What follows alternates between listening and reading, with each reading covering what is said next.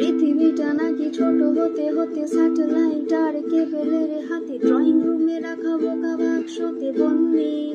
আহা হা হা, আহা আহা আহা, ঘরে বসে সারা দুনিয়ার সাথে যোগাযোগ আজ হাতের মুঠোতে, ঘুচে গেছে বেশ কাল সীমানার গণ্ডি। আহা